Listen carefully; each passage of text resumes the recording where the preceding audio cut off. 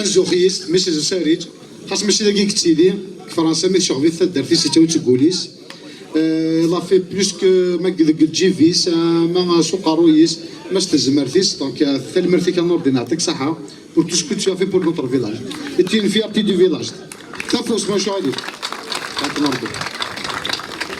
Merci, ça me touche. سمحية هضر ستروميت خاطر وزميلها راه هضر اطاس تقبيليت. Hein? Là, je me suis bien fait comprendre. Bah, moi, je suis très heureux d'être ici. C'est la première fois que je participe à une réunion en vue d'un comité de village. Et l'originalité par rapport à d'autres régions en Algérie, c'est qu'il y a une force démocratique qui est visible, ne serait-ce que par votre présence. Maintenant, les observations que je vais me permettre de faire, et aussi une proposition qui a été réfléchie avec des villageois d'ici et de la diaspora, je vais vous les livrer, ensuite elles vont certainement donner à réfléchir à certains, et pourquoi pas à envisager des dispositions de cette nature. D'abord, moi, ce que je vois dans le Djman Sarid, je le vois de l'extérieur, je n'ai pas la même légitimité que vous. Vous vivez ici, avec toutes les difficultés que ça suppose. Et n'oubliez pas une chose, parce que là, il y aura une transition, certainement, entre un ancien comité de village et un nouveau comité de village. Je ne peux pas, bien évidemment, de là où je suis, apporter mon appréciation personnelle sur le travail de l'un ou de l'autre. L'autre, il est à venir, l'autre, il est passé. Mais ce que je peux simplement dire, c'est que un comité de village qui n'a pas de moyens financiers, ça veut dire qu'on ne vient que pour prendre des responsabilités et des ennuis. Parce que gérer un village, et quel grand village, de par sa population, de par son histoire, de par sa diaspora, c'est une grande responsabilité. Donc moi, je voulais simplement, par rapport aux personnes que je connais dans le comité de village, notamment Al-Sqib El-Hadi, Daboussad, etc. Enfin, je ne les connais pas tous, hein, mais j'ai déjà pu échanger avec eux dans le cadre des caravanes humanitaires qu'on avait fait quasiment chaque année. J'ai eu le plaisir de les trouver comme interlocuteurs, et c'est des personnes qui sont amoureuses de ce village. Ça, on ne peut pas leur retirer. Maintenant, il leur revient certainement de faire un bilan, etc. Et je pense qu'il faudra leur donner l'occasion, effectivement, qu'ils puissent faire cela, parce qu'ils ont aussi eu la lourde tâche de gérer l'épisode du Covid, etc. Donc, à situation exceptionnelle, solution exceptionnelle. Et la situation, elle est d'autant exceptionnelle parce que je fais la transition maintenant avec le présent, en disant que s'agissant du village de Djema, mon village, moi, j'ai une émotion particulière dans ce village parce que je vois deux personnes, et je pense que chacun a ses visages dans le village. Qu'est-ce qui fait qu'on a un attachement à son village? C'est ses ancêtres. Moi, c'est mon grand-père, Damohan Saïd, Flessia Farbe, et c'est mon oncle, Hussein Medkouk, Flessia Farbe, Hussein Medkouk, mon oncle. Et c'est ces deux personnes à qui je pense quand je pense au village. Bien évidemment, à ma mère qui m'a éduqué, qui m'a montré qu'il fallait nécessairement aider autant que faire se peut nos semblables. Ce que je constate dans le village, et je l'ai vu depuis que je suis petit, je viens chaque année au village, 1 mois, 2 mois, certains me reconnaissent au travers peut-être mon visage d'enfant que j'ai gardé, mais en tout cas, le cœur d'enfant il y est, et la réflexion, elle s'y est ajoutée. Ce village, il commence à vraiment avoir une population qui s'agrandit. Il y a le phénomène qui est connu, c'est l'exode rural. Beaucoup descendent des montagnes pour habiter dans ce village dont il paraît qu'il fait bon vivre.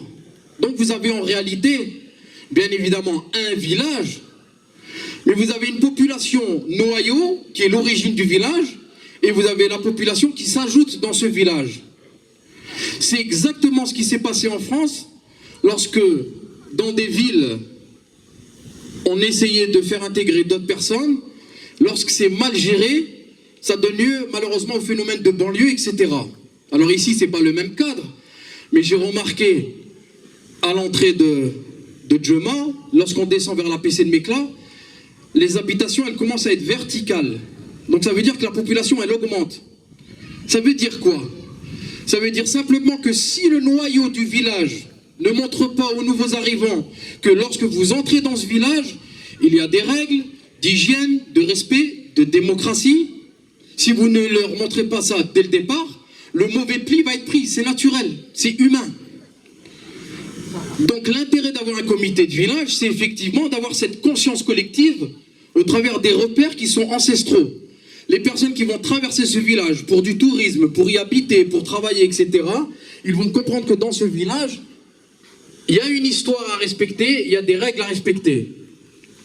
Mais à partir du moment où il n'y a pas de règles, c'est l'anarchie. Et une des anarchies qui a été, je vous le dis assez franchement, hein, on est entre nous, qui a été la plus honteuse, c'est les déchets. Ces déchets-là, lorsqu'on traverse en tant qu'étranger, je me mets à la place d'un étranger. Tiens, j'entends parler de Joma, j'entends parler de Aïsati,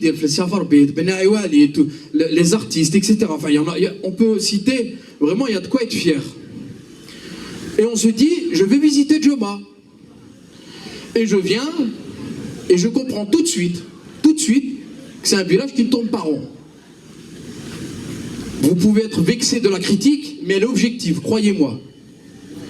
Et donc, c'est cet élément-là, lorsque j'ai discuté avec Chérif, avec le reste de l'équipe, on s'est dit vraiment, il faut s'occuper de ces ordures, mais ces ordures, elles sont révélateurs de quelque chose.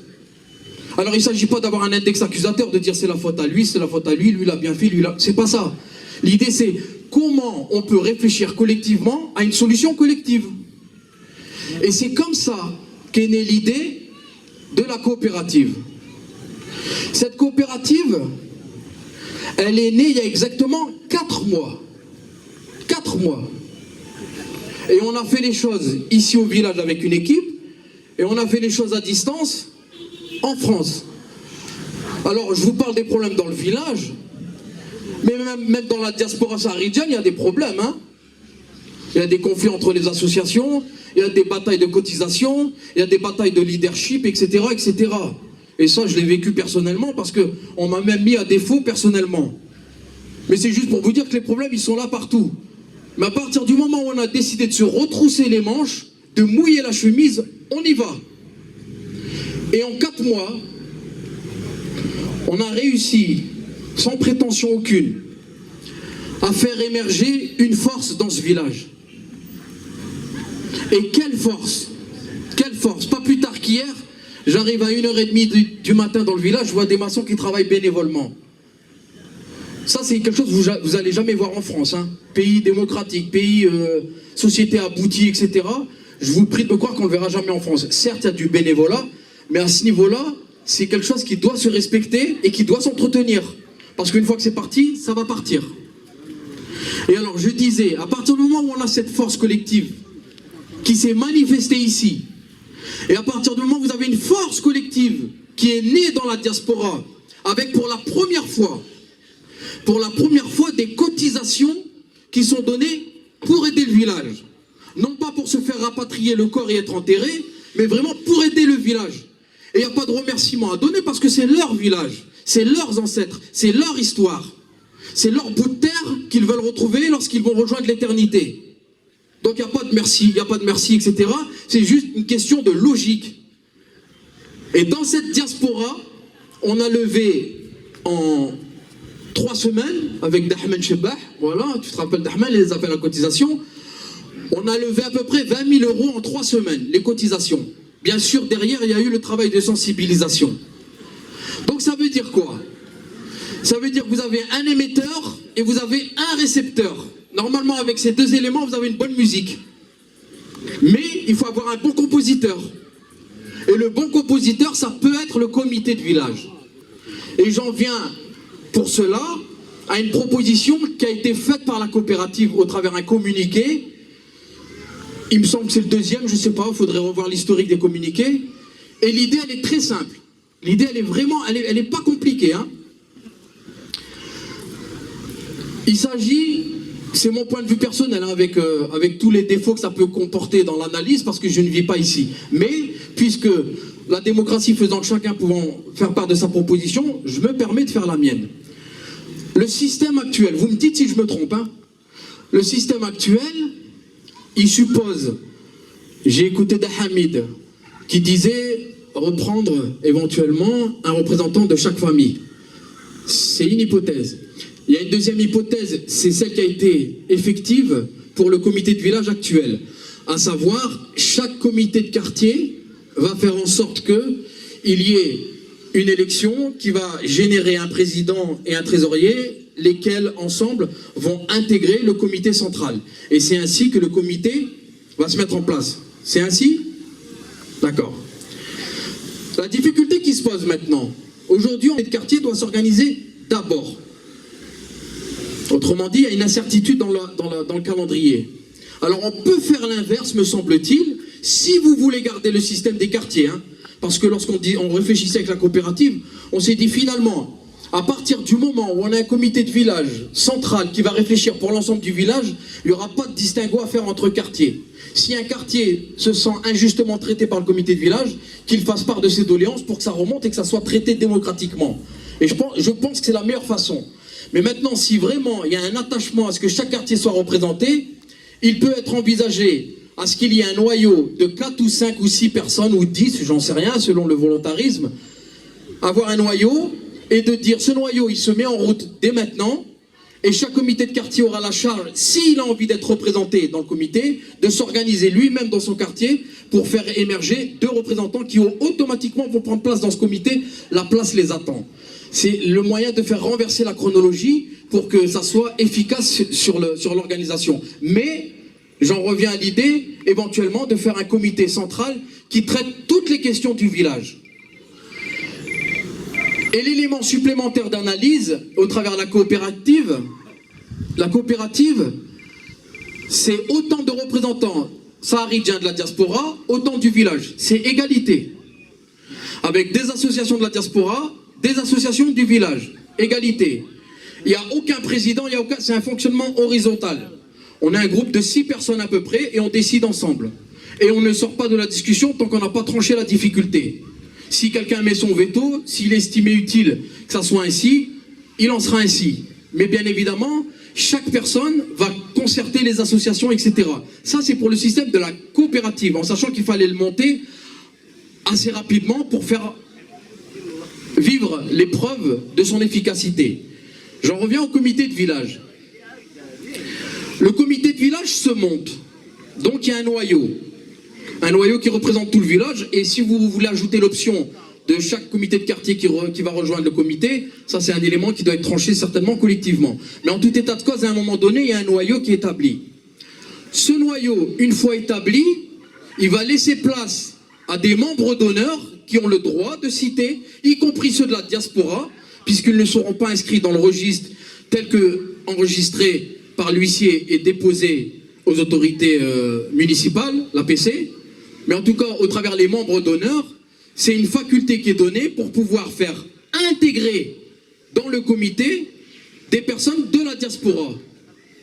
Et alors moi, je me suis dit, avec les amis de la coopérative, cette possibilité, elle permet de faire entrer un représentant d'association de la diaspora.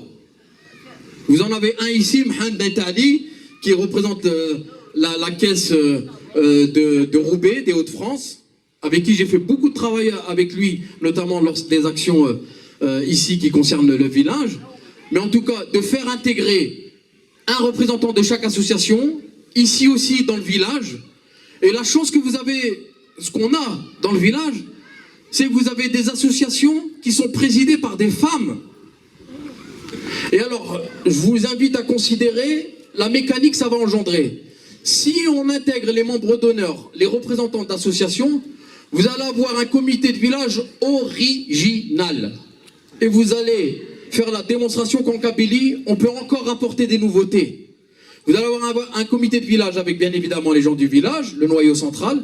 Vous allez intégrer des associations de France et d'Algérie. Vous allez intégrer des femmes. Regardez, si on est franc, c'est pas démocratique ça. Il manque les femmes. On est d'accord. Moi personnellement, j'en vois pas une. C'est dommage qu'elle n'ait pas le droit de citer. Pourtant, c'est la moitié de l'humanité. Donc c'est la moitié du village. Mais au travers de ce comité de village, de faire intégrer, donc je disais, les associations de France et d'Algérie, donc vous allez avoir automatiquement des femmes, des associations, des membres de la diaspora. Et avec ça, vous allez avoir le budget des cotisations qui seront sollicitées par ces associations-là, de France, d'ici. Peut-être qu'ici, il faudra définir un système. Nous, en France, on a déjà commencé à le faire. Et de dire, voilà, on va essayer de faire en sorte que les cotisations viennent dans ce fonctionnement. Et là, vous allez avoir un comité de village renouvelé dans le fond, dans la forme, dans les finances, dans la feuille de route, dans les perspectives. Et ça c'est une intelligence collective dont j'en suis sûr que sociologiquement, ça va être suivi par d'autres villages. Et là, Djuma Sahari aura retrouvé sa tête de gondole, pour me permettre l'expression. Mais bien évidemment, il y a deux principes qui doivent générer ce fonctionnement. Et ces deux principes-là, ils sont non négociables. Un, c'est la démocratie, dans le choix des mesures, parce que, imaginons, là, en 15 jours, 3 semaines, on a fait 20 000 €. Si on réunit toute la diaspora, si dans le village, il y a des volontaires, s'il y a des commerçants qui veulent faire des dons, autant en France, autant dans la diaspora, j'en suis sûr, facilement, on peut lever entre 50 et 100 000 € annuels. Entre 50 et 100 000 € annuels. Ça veut dire que c'est un véritable budget pour le village. Imaginez tout ce qu'on peut faire avec. Et ce budget-là, il va être voté en fonction des mesures qui seront fléchées dans le village. Voilà la priorité, voilà la deuxième priorité, voilà la troisième priorité, en essayant de respecter tous les pôles. Culture, santé, éducation, écologie, amélioration urbaine, sport, etc. Enfin, vraiment essayer de viser tous les domaines.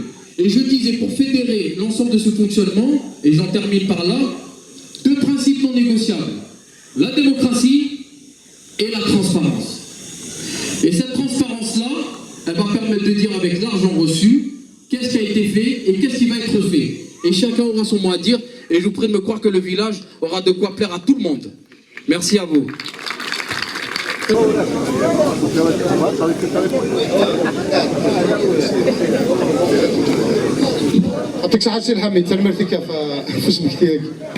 Alors, encore une fois, je tiens à vous rappeler que la dernière assemblée, il me semble, je fais un ramlih, 2016, je pense, 2015, 2016, il a coulé, c'est vrai que ça fait longtemps.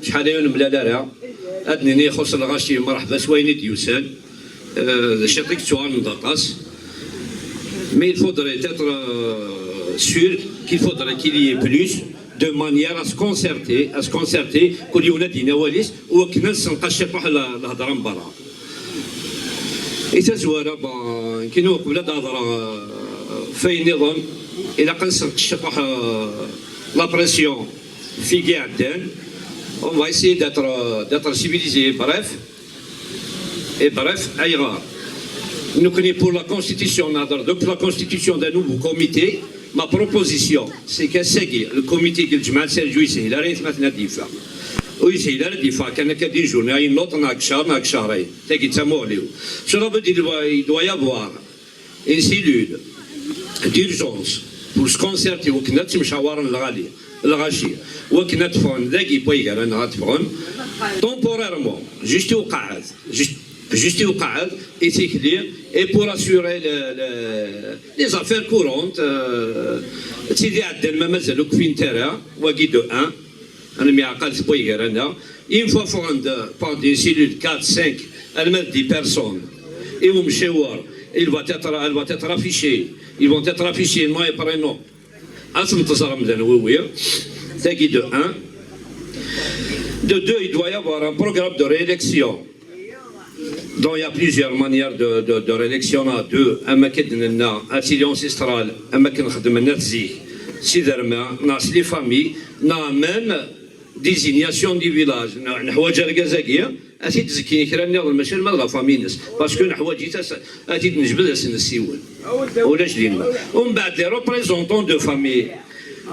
représentants de famille, qu'est-ce qu'il faudrait faire? Ils doivent être élus par la suite.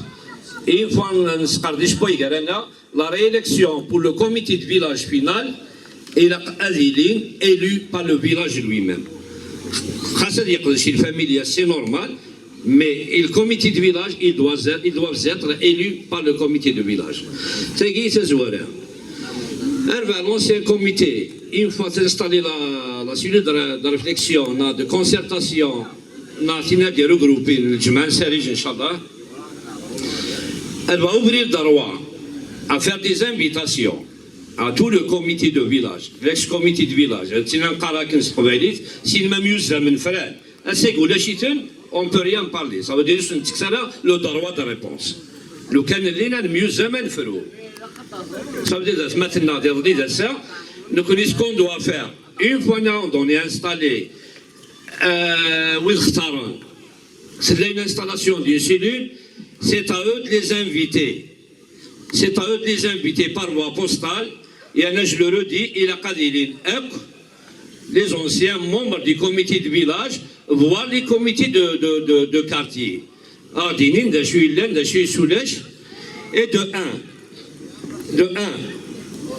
Pour remettre leur bilan moral et financier, chose qui est normale dans la réglementation de la 1206, les lois des associations.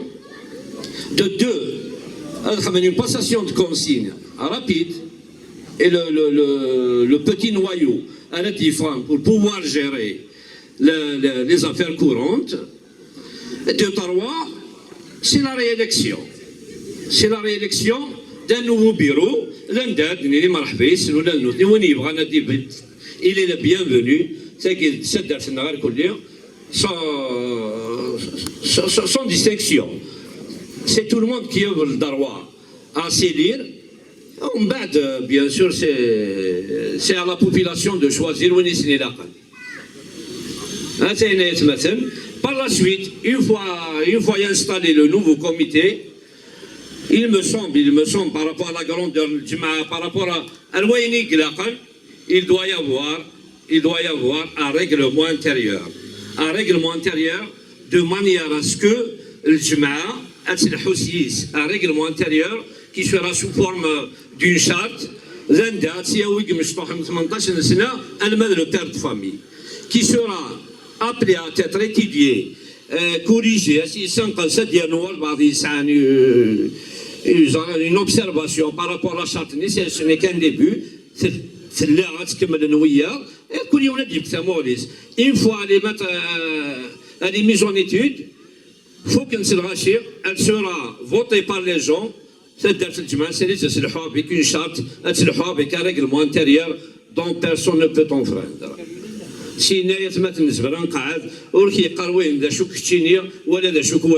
Et connaître ce qui est le plus essentiel, et ce que c'est qu'un comité de village, le rôle du président du village, les élus et le rôle de la population.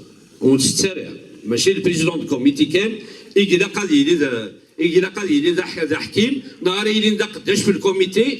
le comité lui-même, à chaque volontariat pour plaire aux gens. ما سبدتي دا ساكي سبدم 8 10 12 20 يرقزن اسك سولن ديت مثلا ادفع de faire ça. Mais derrière la charte, je pense que c'est tout le monde qui va en sortir. C'est tant mieux. Il doit y avoir une caisse. Il doit y avoir et c'est une façon de créer de l'emploi. C'est une façon de créer de l'emploi.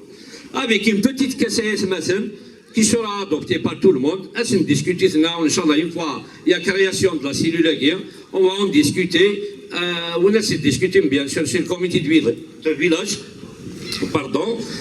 qui par la suite نسعى الحاجة خاصة أمورنا مثلا وسؤالات نجمع ديال الفلاني هذا نجمع الفلاني تلا راه كاس تفكاد وين سي تو الموند دي يفكاد يعني دو موديل ماشي سي البوطون داليماج يتصادر من الغاشي يسوليسيتي تدارت إلا قاصد تفكاد ناس تفكاد ها تاني مثلا أولي ورداكير إن شاء الله نمي عقالات لقديش مقار جو سوات كو est encore plus nombreux, une fois on se réorganise, il va y avoir, Inch'Allah, une autre assemblée. ربعة قلنا ان شاء الله داوينا فودي جهدن ولا ذنوثنيا بالك يبغى يبغى لنا اسومبلي بروشينمون شوز كي منا لو كان ندوك لي واساكيا نغي لا بروشين مي كوم ولاش شو ديبانن معليش ادريني معليش اي نوتر فوا اي فير الموا دابريل ان شاء الله ناضا شو تقالت مد لي زاسومبلي تقالت لي زاسومبلي دواعين الغاشي نخرجوا دواعنا راه تنيني دو لا مانيير دو لافير Inch'Allah, on est les plus nombreux et prendre des décisions concernant le Jum'ah al-Sarij et concernant les bâtiments.